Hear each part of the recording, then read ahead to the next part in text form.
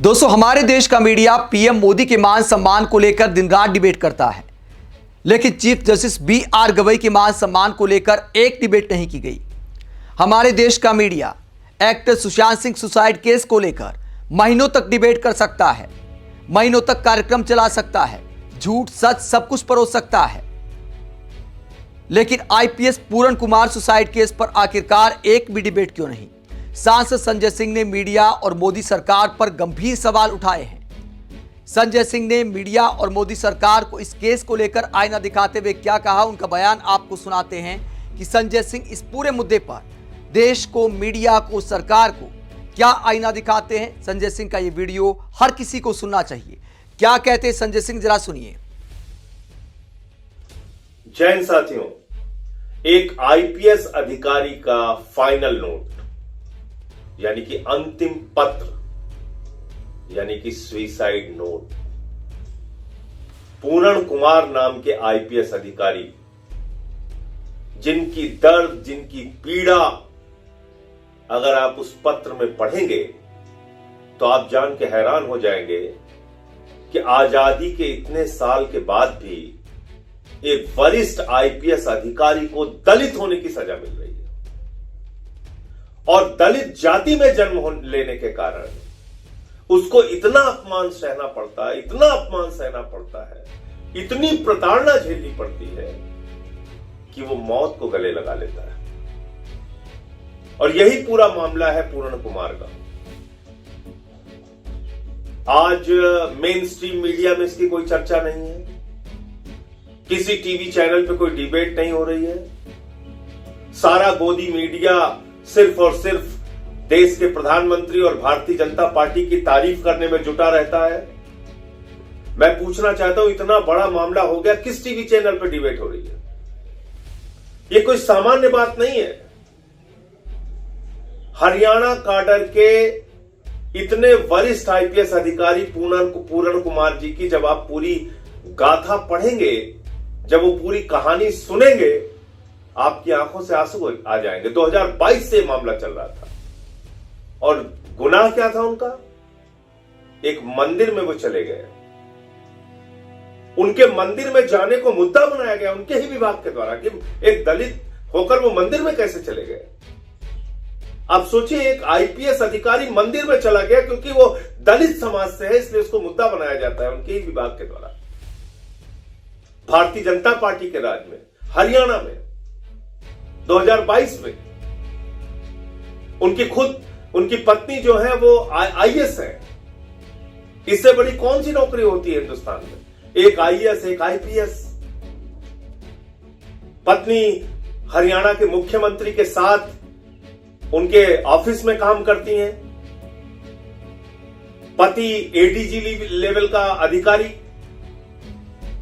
मंदिर में चला गया, यह गुनाह हो गया। और प्रताड़ित करने वाले में कौन?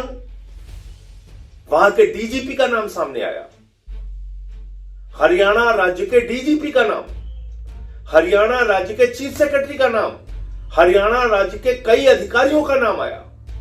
15 अधिकारियों के नाम अपने अंतिम फाइनल नोट में, सुसाइड नोट में पूरण कुमार जी ने लिखा है कि किस तरह से उनको जाति सूचक शब्दों से गालियां दी जाती थी, किस तरह से दलित होने के कारण उनके मंदिर में जाने को मुद्दा बनाया गया, किस तरह से अपने पिता के बीमार होने पर छुट्टी बाकी रहने के बावजूद उनको छुट्टी सैंक्शन नहीं की गई और उनके पिता की मौत हो गई। वो आंध्र प्रदेश में अपने पिता के अंतिम वक्त में नहीं पहुंच पाए। इससे ज्यादा पीड़ा, इससे ज्यादा दुख, इससे ज्यादा प्रताड़ना क्या किसी व्यक्ति को दी जा सकती है? फिर उसी आदमी के खिलाफ, और इन्हीं पूरण कुमार जी ने ऐसा नहीं कि इस मामले को दबाया, इन्होंने इन तमाम घटनाओं की शिकायत की वरिष्ठ अधिकारियों से, कोई कार्रवाई नहीं हुई।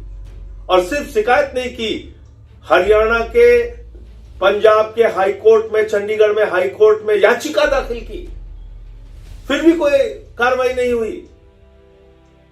उल्टा इनको हटा के, एडीजीपी के रैंक से हटा के ट्रेनिंग जहां पे होती है पुलिस वालों को वहां पे पोस्ट किया गया और वहां पे पोस्ट करके इनके खिलाफ इनके ही एक मातहत एसपी से इनके जूनियर अधिकारी से रोहतक में एफआईआर दर्ज कराई गई। किसकी तरफ से? एक शराब के व्यवसायी की तरफ से।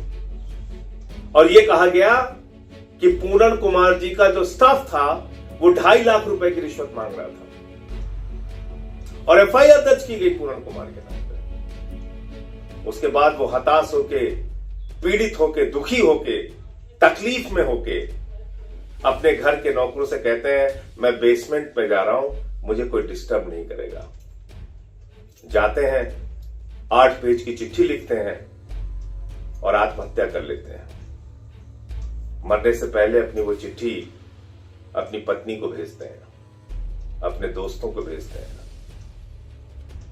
उनकी पत्नी ने एफआईआर दर्ज कराने के लिए चंडीगढ़ के एक थाने में एप्लीकेशन दी है। पता नहीं क्या कार्रवाई होगी, क्योंकि ये नया भारत है, मोदी जी का नया भारत, जहां बड़ी अर्थव्यवस्था की बात की जाती है, विकसित भारत की बात की जाती है, डिजिटल इंडिया की बात की जाती है, आपके गौरवमयी इतिहास के बारे में बार बार चर्चा की जाती है। एक मुख्य न्यायाधीश के पद पर बैठे हुए चीफ जस्टिस सुरक्षित नहीं, उनको गालियां दी जाएंगी, उनको मौत के घाट उतारने की धमकी दी जाएगी, उनके ऊपर जूते फेंके जाएंगे, उनके गले में हांडी बांधी जाएगी। एक आईपीएस अधिकारी जो 25 साल से आईपीएस की नौकरी कर रहा है, जिसकी पत्नी खुद आईएएस है, उसको जाति सूचक शब्दों से गालियां दी जाएंगी। यह नया भारत है, यह है मोदी का नया भारत, यह है भाजपा का नया भारत। सोचना आपको होगा, अगर आजादी के 78 साल के बाद भी इस देश के दलितों को, पिछड़ों को, आदिवासियों को, मुसलमानों को जानवरों की तरह ट्रीट किया जा रहा है, जानवरों की तरह उनसे व्यवहार किया जा रहा है, तो एक कैसा नया भारत हम लोग बना रहे हैं, यह सोचना है आपको। और इंसाफ की आवाज उठाइए, मत उम्मीद रखिए गोदी मीडिया से। कम से कम इतना तो कर सकते हैं, जैसे मैंने एक वीडियो बनाया पूरन कुमार के पक्ष में, एक वीडियो ही बना दीजिए, कुछ तो बोलिए, लगे तो आपकी चेतना जिंदा है, ऐसा महसूस तो हो कि इस देश में कुछ लोगों के मन में ऐसी घटनाओं को सुन के पीड़ा होती है। कुछ बोलिए, आवाज उठाइए। जय हिंद। तो सांसद संजय सिंह आरोप लगाते हैं कि आईपीएस पूरन कुमार की गलती बस इतनी थी कि वो जाति से पिछड़े समुदाय में पैदा हुए, उनका इस नाम पर मजाक उड़ाया गया। सिस्टम में अनेकों सालों तक उन्होंने प्रताड़ना झेली और आखिर में अपनी जिंदगी को खत्म करने का फैसला किया। हालांकि दोस्तों, मेरा फिर भी मानना है कि वो आईपीएस की पोस्ट पर थे, पढ़े लिखे थे, ऊंचे ओहदे पर थे, उम्र का भी काफी अनुभव हो चुका था। अगर कोई प्रताड़ना हो रही थी तो मीडिया के सामने खुलकर सामने आना चाहिए था, वीडियो बनाना चाहिए था, लड़ाई लड़नी चाहिए थी। सुसाइड करना किसी समस्या का समाधान नहीं है, लेकिन एक वरिष्ठ आईपीएस अधिकारी ने इतना बड़ा कदम उठाया तो सिस्टम की पोल खुल जाती है कि सिस्टम में भी जातिवादी मानसिकता भरी हुई है, मीडिया में भरी हुई है। अगर भरी हुई नहीं होती तो आईपीएस पूरन कुमार की सुसाइड को लेकर मीडिया में डिबेट की जाती कि आखिरकार ये जातिवाद कब खत्म होगा। आईपीएस ने इतना कुछ अपने आखिरी लेटर में लिखा है, मीडिया में कहीं कोई चर्चा नहीं। सांसद संजय सिंह यही सवाल उठा रहे हैं, आरोप लगा रहे हैं कि गोदी मीडिया आपको ये नहीं दिखाएगा, इसीलिए सोशल मीडिया पर आवाज उठाइए। अगर देश को विश्वगुरु बनाना है तो जातिवाद को खत्म करना जरूरी है, जातिवादी अहंकार को खत्म करना जरूरी है, समानता का भाव सब में लाना जरूरी है। जाति के आधार पर लोगों का मजाक उड़ाना बंद होना चाहिए। खुद को श्रेष्ठ समझना, दूसरे को नीचा समझना, इस मानसिकता से देश को बाहर आने की जरूरत है।